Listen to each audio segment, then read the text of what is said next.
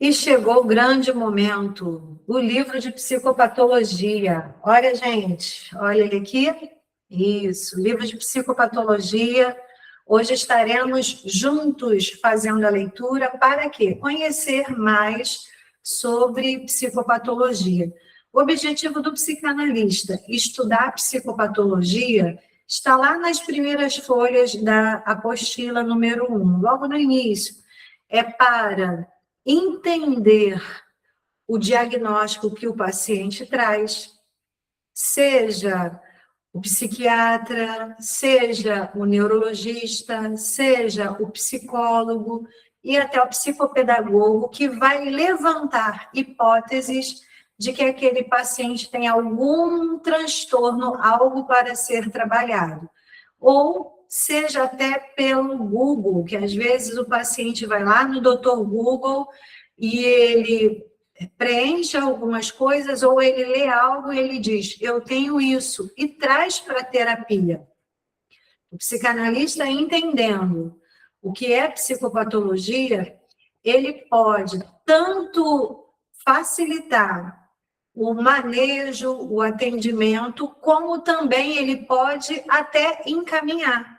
Suponhamos que o paciente tenha uma ansiedade e ele nunca olhou na rede social, nunca passou por um médico, não toma medicação. Você, que é psicanalista, você viu que esse paciente está até com hipertensão e quando chega lá, não tem problema cardíaco, é tudo emocional. E aí você pode encaminhar esse paciente para um psiquiatra. Vai lá para o psiquiatra fazer uma entrevista com você e a partir daquele atendimento pode ser que o psiquiatra prescreva um ansiolítico. O paciente está com falta de atenção. Pode ser que o psiquiatra prescreva uma medicação para que o paciente tenha mais atenção, ok? Relaxar os nervos, enfim. Aí o psiquiatra quem vai prescrever. Se o paciente teve um acidente, está com perda de memória, aí você vê que tem algo que precisa de um neurologista. Você encaminha o paciente para um neurologista. Ok? E como é feito o pedido para o neurologista, para o psiquiatra, ou até para um psicólogo, para fazer um acompanhamento comportamental, ok? Não é o que ele pensa, é o comportamento, como ele está agindo. O ideal é você, que é aluno, ter uma folha, procura uma gráfica, escreve o seu nome, você coloca um desenho, algo que represente você, e aí você coloca o seu número de contato. O ideal também, quando vocês estiverem formados, vocês se filiarem a um sindicato. E este sindicato vai ter o número de registro, entende? O registro do sindicato. Existem diversos sindicatos por aí. A média de valores que você paga anualmente está em média de 400, um psicólogo é R$700, entende? A nossa anuidade é o nosso conselho, o CFP. O terapeuta, ele paga em média, conselho dos psicanalistas, tem diversos. Tem uns que é 200, tem outros que é 300. O que nós temos parceria porque foi uma de nossas alunas que fundou o sindicato. Ela com o esposo dela, que é advogado, com mais a filha. Então, é um grupo de pessoas que dá esse suporte. Acho que está em torno de R$400. E aí, eu posso, dependendo da quantidade de alunos, ainda apresentar vocês e pedir um desconto para vocês. Mas aí tem que ter no mínimo 5 pessoas.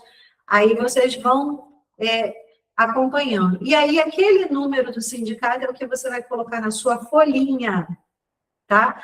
Que é no seu, no seu papelzinho, aquela folhinha que você prescreve, que você encaminha, ok? Vamos lá, gente? Hoje nós temos muita coisa para ler, e ali você tem um textinho que você redige, tá? Isso tudo eu oriento ao longo dos cursos, Ótimo, Maria da Penha. Então, Maria 1, aí vamos lá trabalhando. Quem deseja, eu entro em contato. Eu fiquei de fazer uma live com a Fátima Jun, que, olha, já tem muito tempo. Esses dias mesmo a gente entrou em contato, tá? Porque ela que está me indicando para a prefeitura. Olha como é que Deus é bom. Para estudar, para me aprofundar sobre o autismo.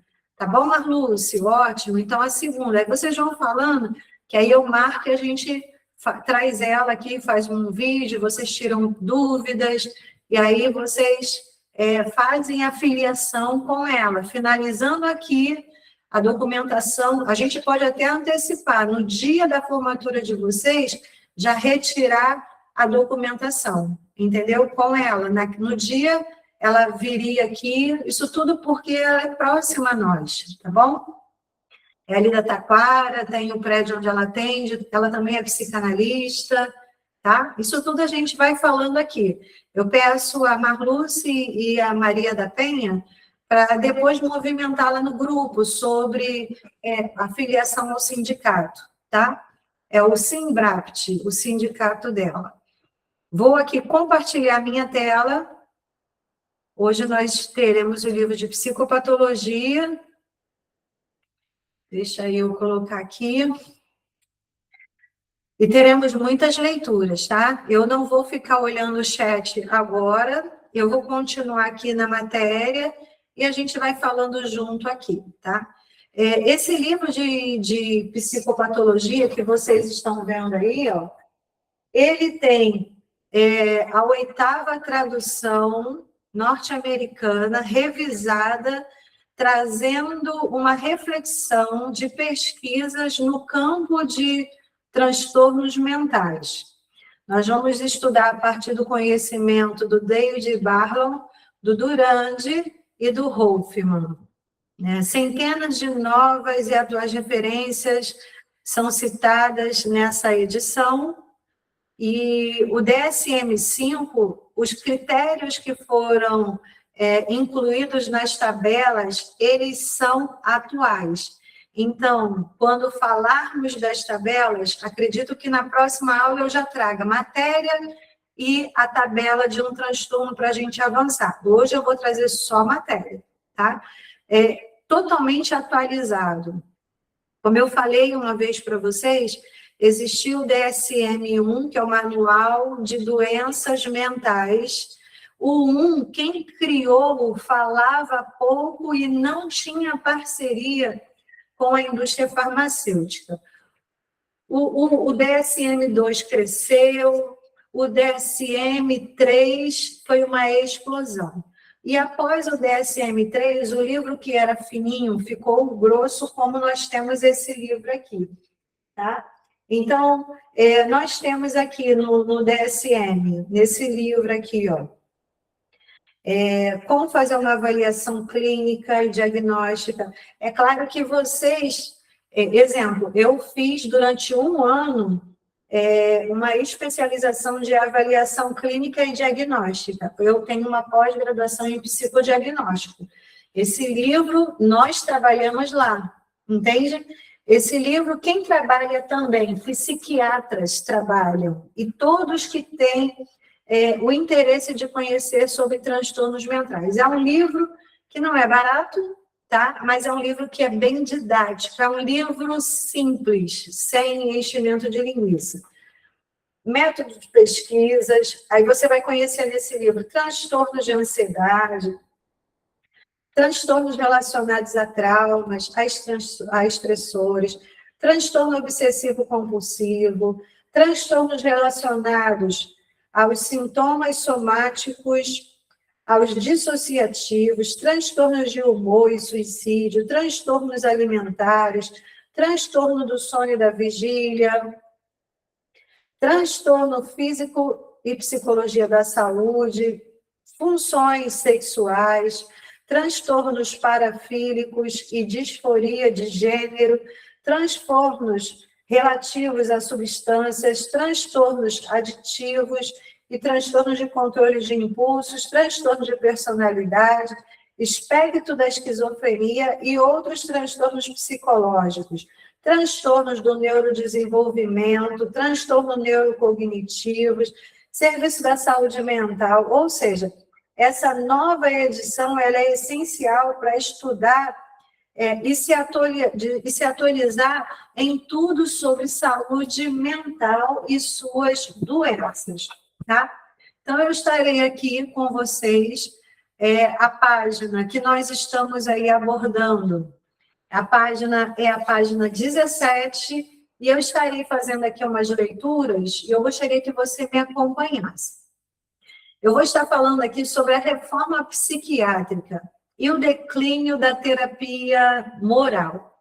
Infelizmente, após a metade do século XIX, o tratamento humanizado declinou em função de uma convergência de fatores. E eu vou te dizer aqui quais são os fatores. Em primeiro lugar, era amplamente reconhecido que a terapia moral funcionava muito melhor quando o número de pacientes em uma instituição era de 200 ou menos, permitindo maior atenção individual ao paciente.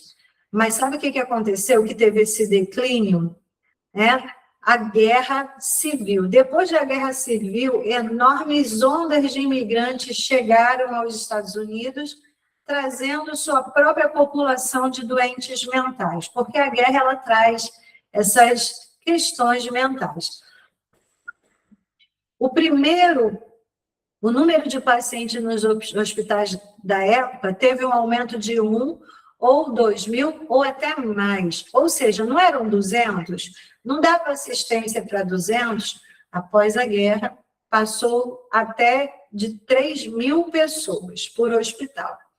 Embora o grupo de imigrantes não fossem entendidos como merecedores do mesmo privilégio que os norte-americanos nativos, isso é uma questão dos Estados Unidos, né?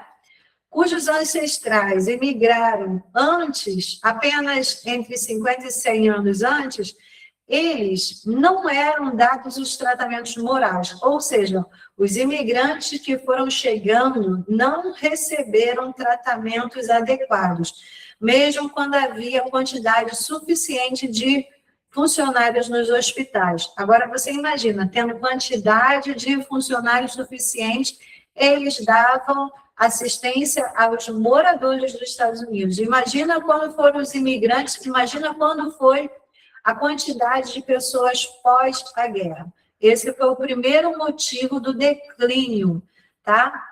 Do declínio para existir a reforma psiquiátrica. O segundo motivo para o destino da terapia moral, em uma fonte improvável, foi a grande expedicionária Dorothea Dix, que é essa mulher aí que você está vendo a foto. Acredito eu que o plano de saúde Dix tenha sido uma homenagem a ela, tá? Em 1802 a 1887. A Dix fez uma enorme campanha para a reforma do tratamento da insanidade. Como professora, Dix tinha trabalhado em diversas instituições e tendo conhecimento em primeira mão das deploráveis condições impostas aos insanos, adotou como trabalho de sua vida a responsabilidade de informar ao público norte-americano e aos seus líderes esses abusos. Seu trabalho ficou conhecido como o Movimento de Higiene Mental.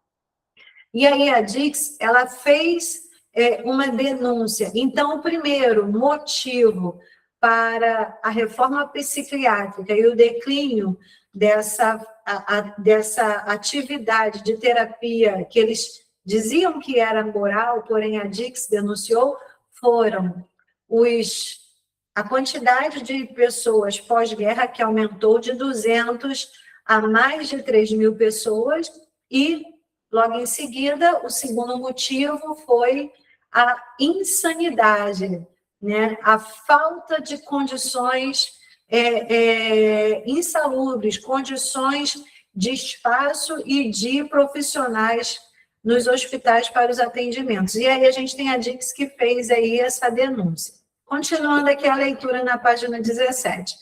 Além de melhorar os padrões dos cuidados, Dix trabalhou para assegurar que todos que precisassem de cuidados os receberiam, incluindo os desabrigados. E aí eu quero abrir aqui a minha tela e falar com você aqui algo, tá? Eu gostaria que você que está estudando psicanálise, você que está buscando conhecimento, você entendesse a importância que conhecer o assunto da reforma psiquiátrica no Brasil é fundamental. E no Brasil, nós estamos falando sobre a Dix, que foi uma mulher que iniciou a reforma lá nos Estados Unidos em 1808. Aqui no Brasil, existiu e existe até um filme, né? O Coração da Loucura, da Anísia de Oliveira. Anísia de Oliveira? Isso.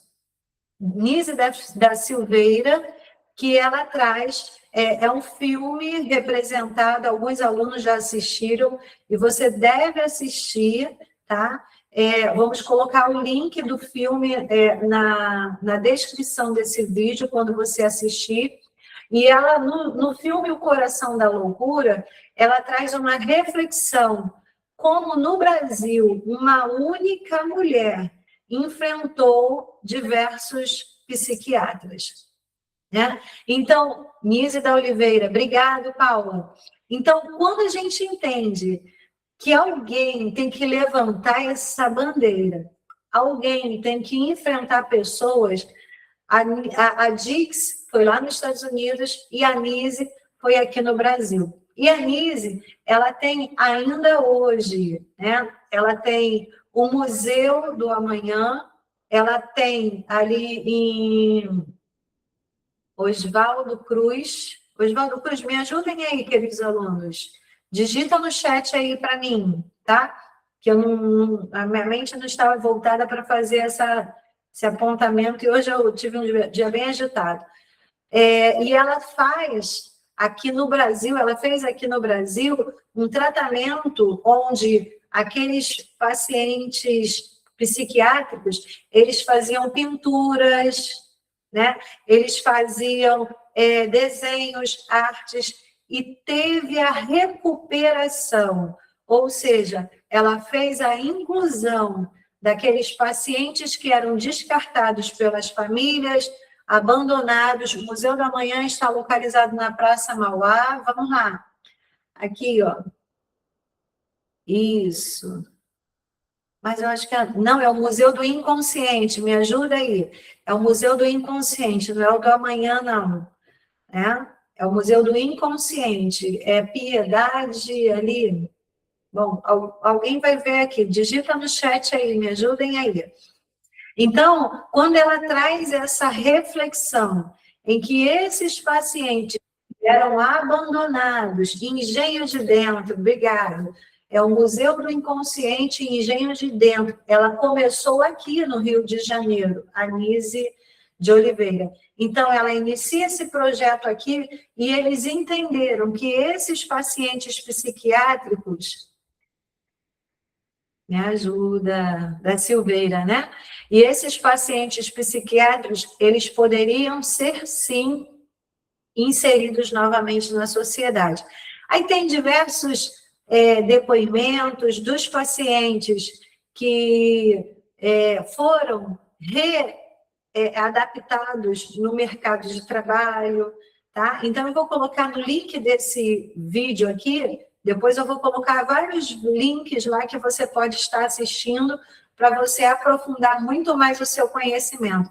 Porém, antes desse, e o filme da Glória Pires, que é O Coração da Loucura, ele traz bem claro a realidade. Animais jogados, os pacientes psiquiátricos nus, né, os enfermeiros, os técnicos, agrediam, falta de medicação, abuso sexual, abuso psicológico, abuso verbal, um descaso totalmente.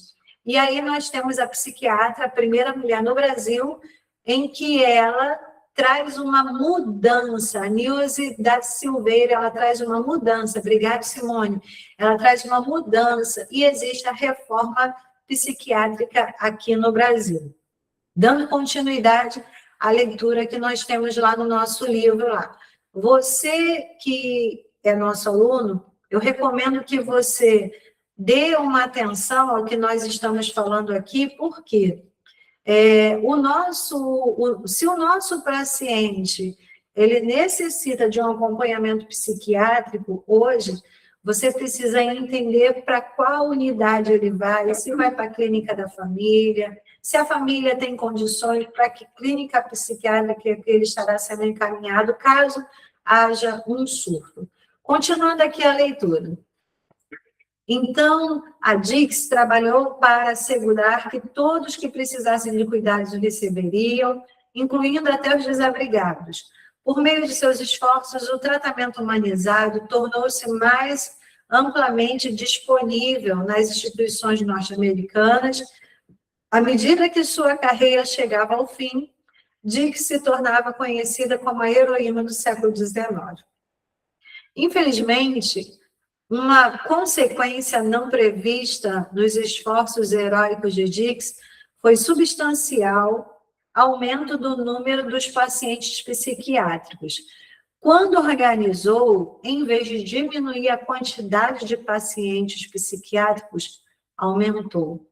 E esse influxo levou a uma rápida transição da terapia moral para o cuidado sob custódia, porque as equipes de funcionários dos hospitais eram inadequadas. E aí o que era assistido diariamente teve que ter internação. Dix reformou os manicômios e inspirou a construção de numerosas instituições nos Estados Unidos e em outros países. No entanto, mesmo seus esforços em defesas incansáveis não puderam assegurar pessoal suficiente para permitir a atenção individualizada necessária à terapia moral. E aí, gente, está até grifado aqui no meio da tela à esquerda, tá? Não existia atendimento individualizado, era sempre em grupo. Olha a importância de você ouvir pessoa por pessoa. A quantidade de pessoas era tão grande, era tamanha, que eles faziam terapia em grupo.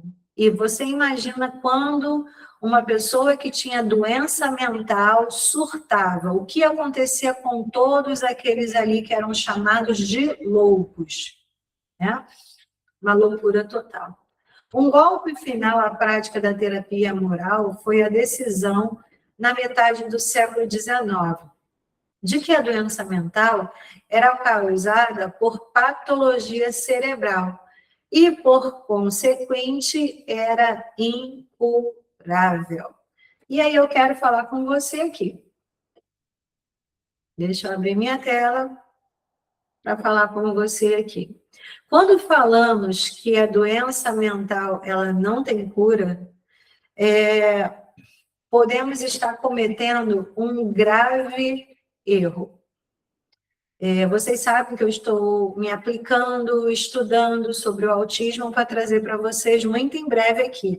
Inclusive, esses conteúdos, vocês serão uma das primeiras turmas que receberão assuntos novíssimos sobre o autismo, tá?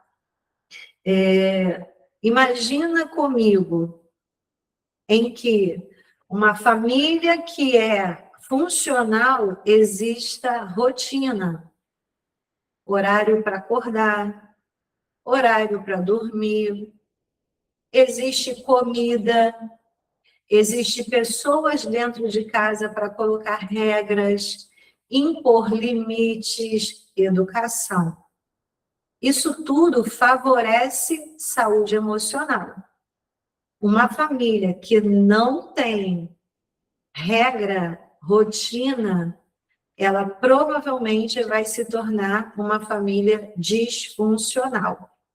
E uma das áreas em que, exemplo, o autismo ele se respalda é em rotina.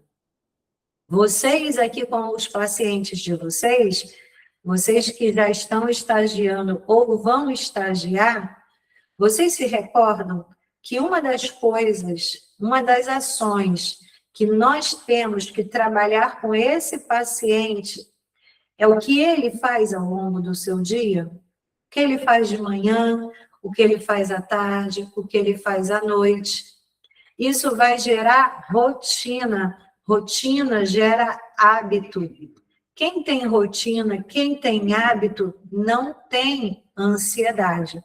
Por quê? Existe uma previsibilidade do que acontecerá em breve. Se você sabe a hora em que a família vai jantar, você sabe que vai ter comida.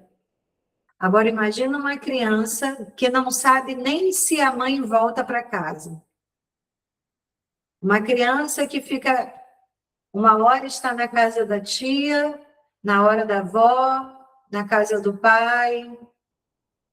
Então, quando vocês estiverem com os pacientes de vocês precisam trabalhar a rotina. E aqui nós temos a preocupação onde a patologia, para ela ser curada, para ela ser ou ter uma oportunidade de tratamento, nós precisamos organizar a vida desse paciente. Vocês, diante dos pacientes de vocês precisarão perguntar como funciona essa família, como funciona a sua semana, o que você faz a semana inteira, ok? E a partir daí, você vai começar a entender o motivo da depressão, o que está levando essa pessoa a ficar deprimida. Ela passa horas, horas e horas nas redes sociais. Entende? E aí, quando o nosso paciente, ele quer cura, ele quer tratamento, uma das ações que ele precisa realizar não é só algo na mente, porém, principalmente do lado de fora. O nosso paciente, ele tem que ter rotina. O nosso paciente, você precisa saber que ele tem uma gaveta organizada, que ele tem um armário organizado. Isso aqui é falando do nível mais crítico, falando de autismo. Mas uma pessoa que não quer ter transtorno de personalidade, transtorno da sua pessoa, ela precisa ter a vida dela alinhada. Imagina comigo, uma pessoa que quer usar uma roupa, e quando ela procura a roupa no seu guarda-roupa não está lá, o que aconteceu naquele momento? Um choque, um impacto. A probabilidade desse paciente estar em um estado de agressividade, de irritabilidade é tão grande que ele, de tanto repetir isso, ele pode desenvolver um transtorno de personalidade. Entende? Então, nós temos que organizar a vida do nosso paciente a ponto que tudo em ordem do lado de fora, o sucesso vai ser o quê? Ordem do lado de dentro. Uma pessoa que tem medo, você precisa entender como é essa casa, se é uma casa que tem claridade, se é uma casa que tem várias iluminações. Às vezes é uma luz, uma lâmpada, no cantinho, lá na porta, o resto da casa toda no escuro, entende? Então, todas essas áreas da vida do nosso paciente, nós precisamos entender. Então, a terapia, ela entra, o paciente vem trazendo muitas informações Mas, quando entrarmos em psicopatologia, que nós vamos ter que entender a mente do nosso paciente, nós precisaremos entender também como é a casa desse paciente. A sua casa tem banheiro? Esses dias mesmo eu estava conversando com uma pessoa na padaria e aquela pessoa me perguntou, o seu banheiro, ele tem azulejo? Aí eu olhei assim, sim, tem. Então, agora eu tenho um azulejo na minha casa, no banheiro, porque antes era um buraco. Você não tem ideia como era feio aquele banheiro. Tinha vários invasores. Aí eu imaginei, meu Deus, é invasor de rato, é invasor de vento, é invasor de sujeira, de quê? Aí eu já parei, já dei uma atenção ali e perguntei, vem cá, qual era o tipo de invasor? Era um bichinho grande, era bichinho pequeno? Ah, não, os bichinhos grandes a gente conseguiu se livrar há mais tempo. Eu falei, ai, que bom que se livrou dos ratos. Então, eram bichinhos pequenos? Sim. Eram ratos, eram baratinhas que entravam. Entende? Então, aquela pessoa feliz da vida. E aí, você olha para aquela pessoa, a partir daquele momento, começa a fazer sentido para você por que aquela pessoa sempre está para baixo. Porque aquela pessoa sempre está desanimada, desmotivada. Agora, pensa comigo, imagina uma família que tem tudo para ser feliz e não é. Aí é outro olhar, entendeu? Por isso que nós precisamos de entender a vida do nosso paciente para a gente ver a possibilidade de tratamento, a possibilidade de cura, a possibilidade de saúde emocional. Vou continuando a leitura, já eu vou dar uma pausa aqui, mas vamos continuar lendo aqui, ó. Que isso aqui é fundamental para nós aqui como psicanalistas. A tradição psicológica, no finalzinho da página 17 à esquerda, a tradição psicológica permaneceu adormecida por certo tempo e só reemergiu no século XX, com diversas escolas diferentes de pensamento. E aí, eu gostaria muito que você entendesse isso aqui agora. Ó. A primeira e grande abordagem foi logo quem? A psicanálise. Baseada na teoria elaborada por Sigmund Freud, em 1856 a 1939, foi quando Freud faleceu. Inclusive, agora, dia 6 de maio, foi o dia da psicanálise, o dia do psicanalista, que foi o aniversário do Freud. Então, a primeira abordagem foi a psicanálise sobre a estrutura da mente e o papel dos processos inconscientes na determinação do comportamento. A segunda tradição psicológica foi o behaviorismo, associada a John B. Watson, Ivan Pavlov e B.F. Skinner, que focaliza como aprendizagem e adaptação podem afetar o desenvolvimento das psicopatologias. Quando a gente fala em behaviorismo, e a gente falou aí do Watson, do Pavlov, do Skinner, nós estamos falando em psicologia. E essa forma da psicologia, ela tem a dependência da psicanálise. Deixa eu agora abrir uma outra tela para você aqui, que é importante, para você entender como a psicanálise ela vem sendo uma forte contribuição. Quando a gente entende as áreas da psicanálise, vocês como psicanalistas, vocês precisam dominar essa área, tá, gente? Vocês precisam, até para fazer atendimentos amanhã, o paciente de vocês pode ser um psicólogo, o paciente de vocês sendo alguém que conhece mais um pouco, ele vai querer tirar dúvidas de áreas onde você como psicanalista, você precisa dominar. Então, muita atenção nesse slide que eu vou colocar aqui agora. Lá no nosso livro, voltando aí na página 17, no finalzinho da página 17, está dizendo que a primeira e grande abordagem foi a psicanálise baseada na teoria por Sigmund Freud sobre a estrutura da mente, o papel dos processos inconscientes na determinação do comportamento. Aí eu trago para vocês aqui, ó, um slide.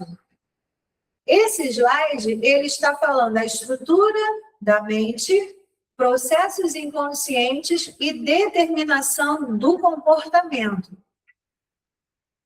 Estrutura da mente. O que seria a estrutura da mente?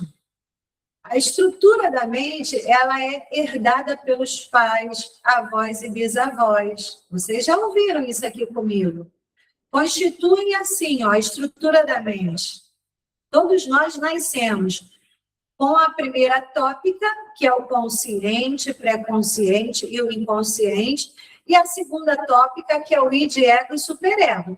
Então, a estrutura da minha mente, que é herdada pelos pais, onde ela tem a primeira e segunda tópica, e o seu funcionamento, que será apenas um, neurose, ou psicose, ou perversão. Então, a estrutura da mente, ela pode ser herdada pelos pais, usa-se a primeira tópica, a segunda tópica e a neurose.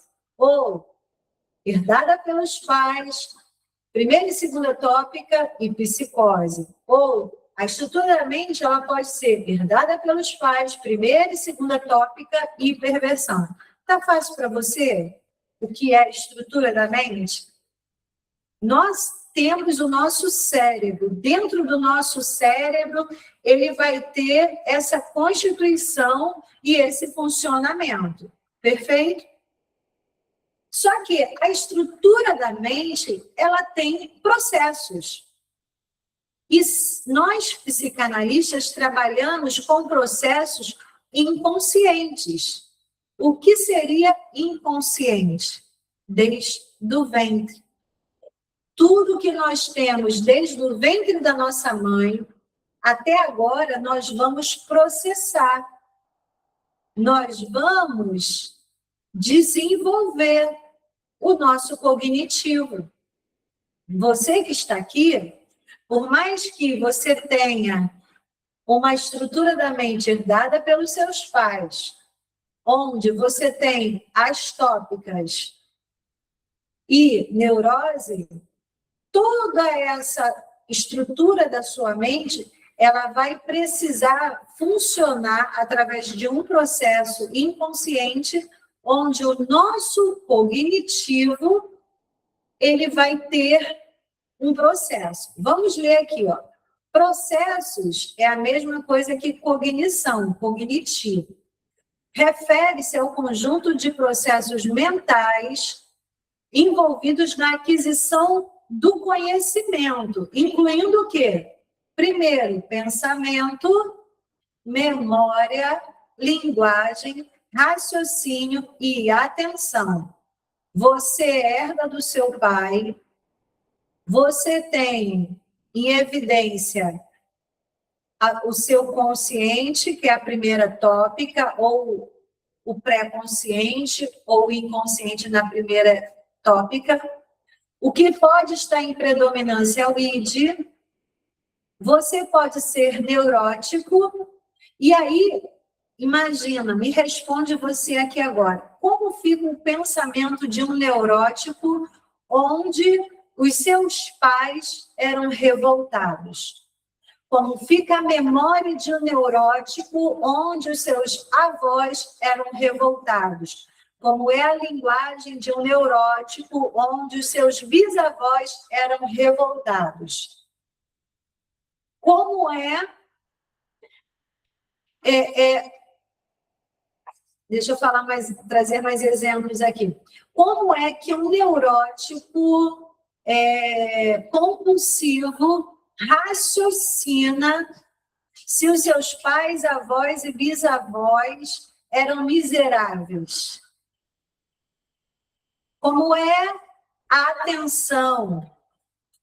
O que é a atenção? O foco de um neurótico em que os pais, avós e bisavós ignoravam a atenção. Sabe o que é atenção? É concentração, é importância, é dedicação, é permanência. Ok? Isso falando do neurótico. Agora, pensa comigo o psicótico. Pensa comigo o perverso. Como é o pensamento, a memória, a linguagem, o raciocínio destes, hein? Me respondam. Vai ter alguma disfuncionalidade. E aí, ó, a estrutura da mente herdada pelos pais, os processos inconscientes, que é o cognitivo, que é pensamento, memória, linguagem, raciocínio e atenção, vai determinar o comportamento. E aí, como eu penso, vai determinar o meu comportamento. Como eu uso a minha memória, vai determinar o meu comportamento, a minha forma de agir diante das situações.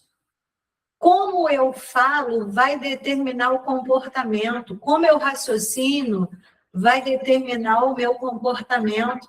Se eu raciocino de forma assertiva, como vai ser o meu comportamento? Compreendem? O comportamento, ele vai existir em situações eu comigo mesmo, que é o individual, é o subjetivo, eu com o outro, aí já vai entrar o coletivo, eu com o meu ambiente social, compreendem? Então, a partir de hoje, eu gostaria até de trazer para vocês essa compreensão. Processos cognitivos, o que está bem aqui no meio da tela, pensamento, memória, linguagem, raciocínio e atenção, que são os processos mentais. O meu mestrado em cognição foi aqui, ó, psicologia cognitiva, foi aqui, ó, processos inconscientes. Foram 2 anos e meio estudando pensamento, memória, linguagem, raciocínio e atenção de pessoas, tá? Foi muito bom. Meu mestrado foi muito bom. Então, hoje, fica muito mais fácil você que está aqui compreendendo todas essas informações em que isso vai acarretar em doenças da mente, em transtornos mentais. Eu fiz mais um outro slide aqui, mas eu gostaria de finalizar a leitura. O outro slide é melhor ainda, tá? Mas antes da gente pegar o próximo slide, deixa eu finalizar a leitura do slide anterior. Eu acredito que a mente de vocês deve ter, uau, agora eu comecei a entender a importância da psicanálise, onde os processos da mente, eles só vão funcionar se existir um ambiente funcional. Deixa eu continuar aqui mesmo, depois eu continuo lá, tá? Depois eu continuo no outro. Ver que vocês estão aí acompanhando. E aí, lá na apostila 2, eu falo sobre neurose, psicose e perversão. Se eu não me engano, a apostila 2 é página 45. E aí, isso tudo é introdução de psicopatologia. Vamos entender como é que funciona a mente. Processos cognitivos. Nós temos aqui 4 colunas. A primeira coluna está escrito assim, ó, processos cognitivos. Pensamento, memória, linguagem, raciocínio e tomada de decisão. Ao lado tem 3 colunas. Neurose, que é o neurótico, a estrutura clínica da mente, tá? Como é que funciona a mente.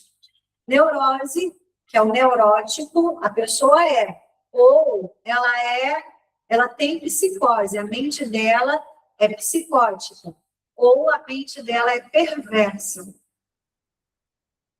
Ok? Então, vamos entender como é a estrutura clínica, como é que essa mente pensa. Vamos falar do processo cognitivo, o pensamento. Como é que o neurótico, ele pensa? Ele é instável. Como é o psicótico? Egóico.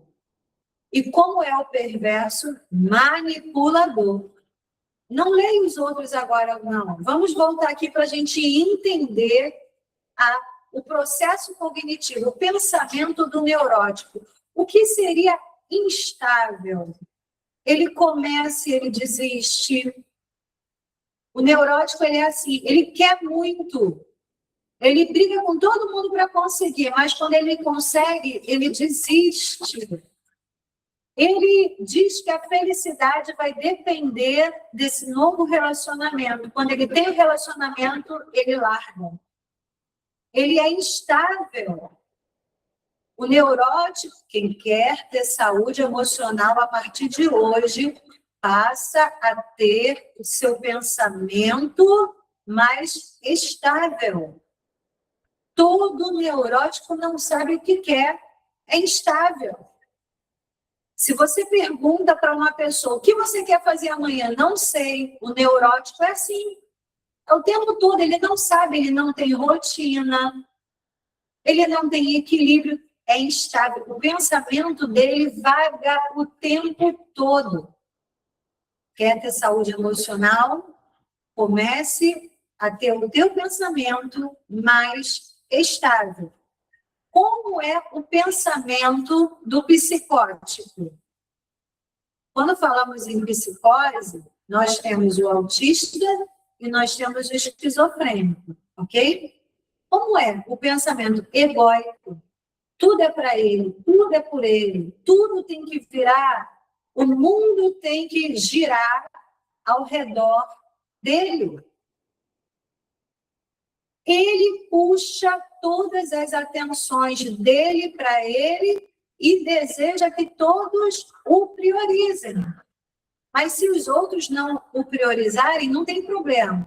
Mas ele prioriza ele. O pensamento, tudo para ele. Não divide. É um carrinho. Vamos pensar aqui em um adulto psicótico. Ele não divide nada. Só que não é aquela pessoa que divide o salário, mas não divide o carro. Ele não divide salário, não divide carro, ele não ajuda nada em nada, tudo é para ele, tudo é por ele, tudo somente é dele.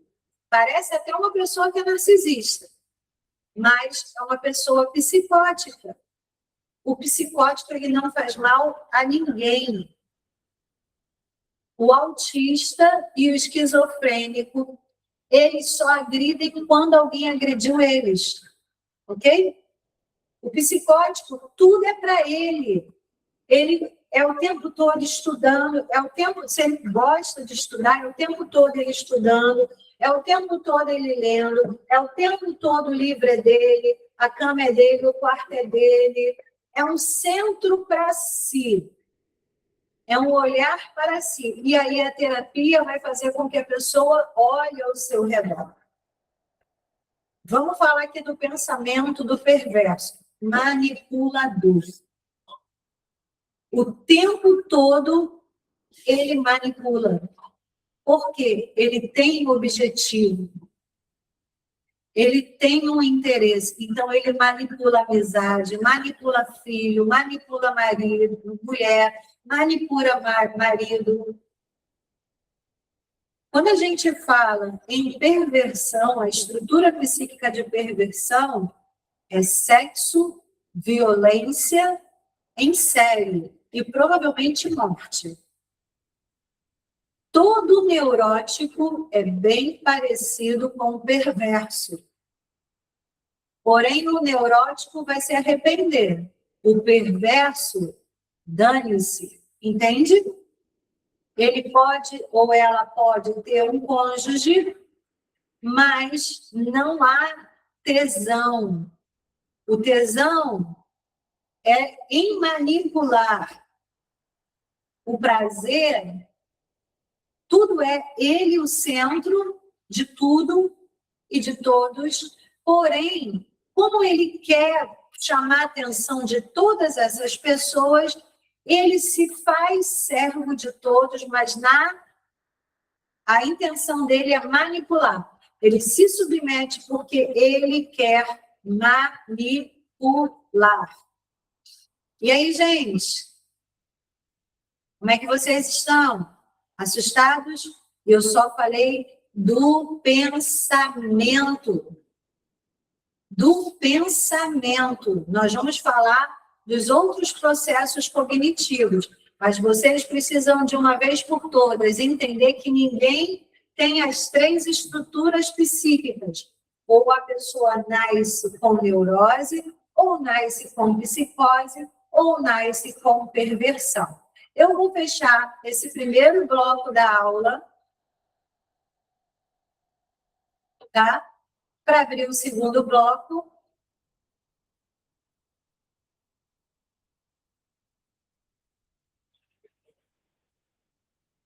E nós vamos dar continuidade.